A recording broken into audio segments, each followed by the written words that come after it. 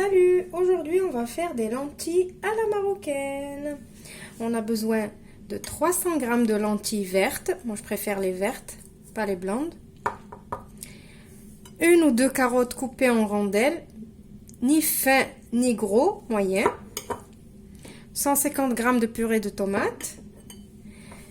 Un oignon coupé en lamelles, comme ça. Persil et coriandre haché. Si on n'a pas du persil et de la coriandre, vous pouvez utiliser que du persil. S'il n'y a pas de persil frais, vous pouvez utiliser le persil lyophilisé qui se vend dans les petits bocaux.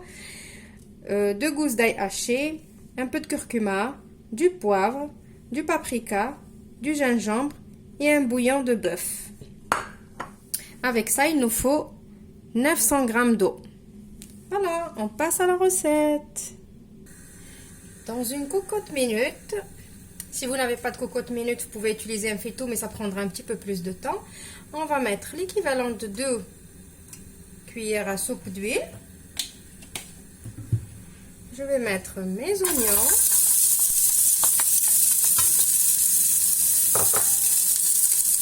Mes carottes. Mes lentilles. Mes épices. Avec l'ail et tout.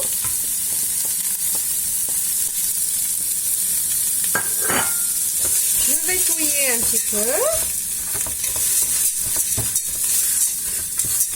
Et maintenant, je vais rajouter ma purée de tomates.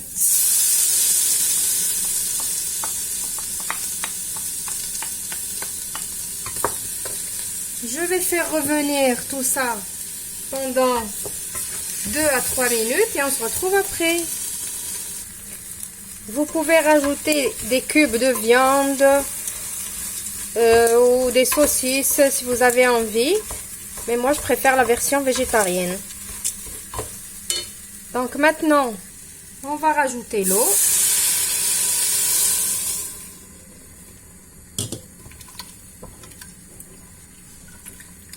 Voilà, je mélange.